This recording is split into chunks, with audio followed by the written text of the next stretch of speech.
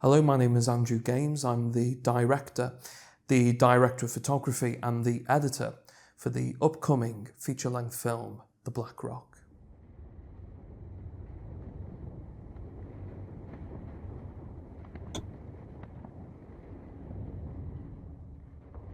So what attracted me to The Black Rock was the approach that Kyle Brooks wanted to have as a writer.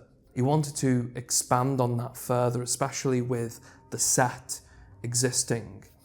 And he saw a feature film that I made called Dandylicious, which at the time was coming towards the latter end of the film festival circuit. And he recognised the merit behind the film. And I think he saw it and thought, well, this is someone who I want to work with, someone who thinks outside of the box and makes things happen despite circumstances such as a global pandemic at the time.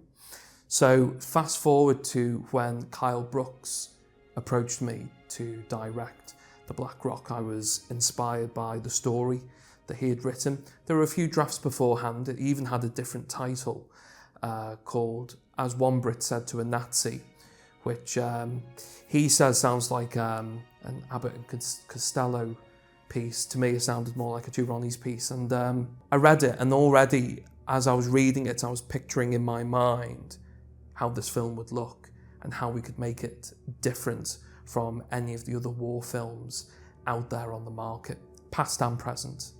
And I was excited to see where this would go. I had full confidence in the film, and it was a challenge for me to sink my teeth into to direct someone else's intellectual property. Was a challenge, but a challenge welcomed indeed. So the staple of war films, especially within the last 20 to 30 years, when we think of war films, we always think of it being quite grey, quite dirty, quite filthy, very realistic, and it leaves a very strong impression onto you.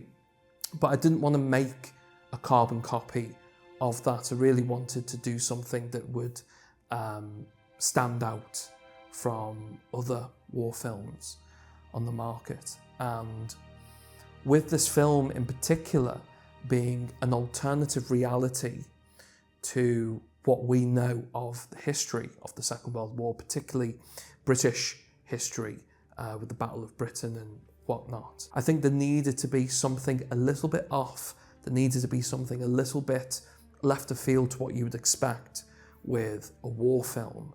And to inject colour there, to have the colour be almost a character in its own right, really. Colours representing different characters, different themes, different atmospheres, different emotions, I think was an important approach to make it visually arresting, but not taking away from the authenticity of the performances as well. I really wanted to capture everything in camera as much as possible.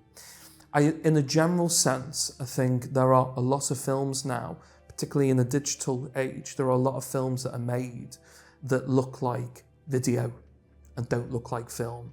So I really wanted to approach this with an authentic film look and feel. I wanted the film and its picture to be interesting in its texture. I wanted it to feel like a film as well as look like a film. And using old film techniques, shooting at a specific ISO and enhancing the lighting even more, encapsulating film grain and embracing that, and complementing the grittiness of the story and the characters, as well as using vintage lenses as well. The lens that we used in particular for this production was from the 1950s, which has a nice soft image. So I really wanted this to feel like a film as well as look like a film.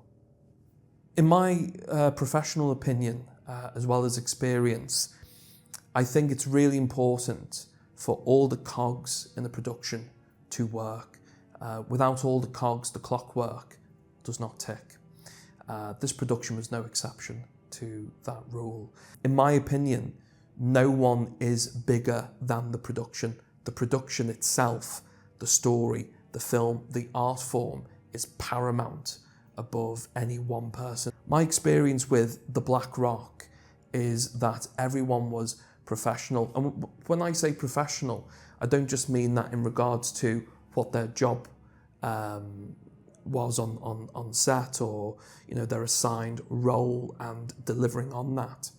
They were professional in mentality as well. There was a strong camaraderie. I would even argue there was not even a cast and a crew, it was a community. But with a professional mindset, nothing was ever taken personally. If something didn't work, we adapted together. There were no hidden agendas, which I think is very important. The only agenda that was present was for the film to be the best it can be, which just happened to be a universal agenda on the film set. People wanted to be there, people wanted to do a good job. And I think that resonates and that washes over the audience. It's very infectious when you watch a film and you can tell that everybody is on the same page. And with that, I think, not to be spiritual, but the energy is very positive behind the scenes that's translated through the screen to those watching it. I think that also reflects on the film festivals, why we've had a good start. As of the recording of this interview, we've had success already, and we're barely a month in. Now, why is that the case? It's a mixture of things. There's not any one individual. It's all the cogs, as I mentioned, working together, and the clockwork ticking by consistently and freely and positively. And that's, in my professional opinion, why The Black Rock is what it is, and why it's been successful so far, and why, fingers crossed, it continues to be a success.